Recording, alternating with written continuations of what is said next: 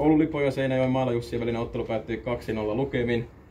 Kotijoukkueen voittoon haastattelussa ovat ykköspalkitut Ari Lankinen sekä sitten vierasjoukkueessa Tuomas Raunio ja pelinjohtajat Juha-Pekka Soini ja Riku Tolonen. Ensimmäisenä pelaajille kysymystä. Raunio, mitä ajatuksia pelistä henkilökohtaisella tasolla ja joukkueen näkökulmasta? No, meillä oli tähän peliin sellainen yksi tavoite, että lähdetään parantamaan ilmettä eilisestä. Simos oli aika aneeminen esitys kaikin puolin ja näin, niin tavoite oli, että lähdetään positiivisten pienten asioiden kautta nostamaan tunnetilaa ja sellaista, niin mun mielestä ainakin saatiin tunnetta peliin, saatiin tuuletuksia ja tällaista ja pari korttiakin siinä heilatti sitten, niin ainakin se oli positiivisempi kuin eilen. Tämä oli ainakin vähän sellaista tunnetta, mutta sitten vähän muuten niin pienistä sellaisista virheistä niin aika helpolla kuitenkin vähän nytkähtää se pää niin kuin negatiiviseen suuntaan, niin negatiivinen kierre on tällä hetkellä aika iso, mutta sitä pitää lähteä nyt jotenkin katkaisemaan ja saada enemmän positiivista ja sen kautta. Sitten kotijoukkueen ykköspalkittu Ari Lankinen. Ekalla jaksolla henkilökohtaisesti hyvä onnistuminen. Mitä ajatuksia sulla tästä päivän ottelusta? Kyllä me viikko saatiin hyvin tuossa reenata ja vähän parantaa niitä asioita, missä ollaan heikosti suoritettu edellisissä peleissä. Ja se osittain tuossa pelissä näkyykin, että vielä ei ole valmista, parannetaan peli kerralla, niin kyllä tästä vielä hyvää tulee loppukaudessa. Seuraavaksi on luvassa Simon Kiri vastassa, niin minkälaisen mielin perjantaina siihen otteluun? No siellä on ollut aina hauska ja siellä on aina mennyt tiukaksi pelit, niin odotan kyllä innolla, että pääsee siellä taas rähisemään. Kyllä.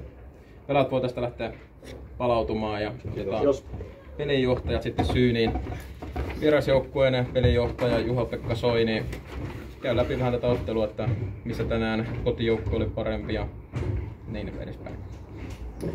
No joo, kyllä tietysti tilastojen valossa ja pelin kuluskin, että kyllä kotijoukkue niin kuin tekemällä teki sitten niitä tilanteita kuitenkin sitten enemmän mitä me. Ja tosi harmittava juttu, että meillä jää muutamat sisävuorot jäi niin kuin tosi lyhkäisiksi sitten ja olihan se tämä Lankisen kunnari tähän sitten niin kuin ensimmäisen jakson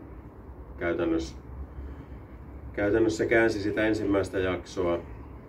Se oli niin kuin siihen asti pelattiin tarkka, tai niin kuin, että molemmilla oli saumaa, että toisella jaksolla sitten niin vähän se, mitä Rapukin tuossa sanoi, että niin kuin on riittävän vaikeaa, niin se niin kuin näkyy sitten mitä ihmeellisimpinä asioina siellä kentällä, että sitten on merkit on vaikeita ja kaikki on vähän vaikeita. Niin teilläkin jatkuu kausi Koskenkorvan Urheilijoita vastaan lauantaina. Niin... Joo, että onneksi nyt on muutama päivä välissä ja varmaan pitää päästä nyt niin kuin harjoittelemaan ja kertaamaan ja sitä kautta sitten niin kuin lähteä taistelemaan pisteistä. Sitten kotijoukkueen pelinjohtaja Riku Tolonen. Tänään 3 pistettä plakkariin. Mitä ajatuksia päivän ottelu herätti?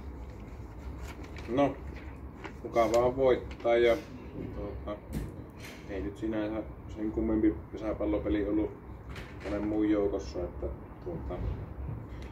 oltiin varmaan tämän verran parempia ja kuitenkin tilastot aika lailla meidän puolella tässä on, että silleen vielä kiristysvaraa tuossa on mukavasti, että pystytään varmasti parempaankin, mutta mukava nähdä, että siellä on toimivia asioita, niin kuin ykköskeula on hyvin tehnyt tilannetta ja Lukkari pelasi mun mielestä tänään ihan kauden parasta peliä meillä, niin tarkkuutta vaan etenkin noihin lyöntisuorituksiin, niin mä uskon, että tuosta vielä paranee.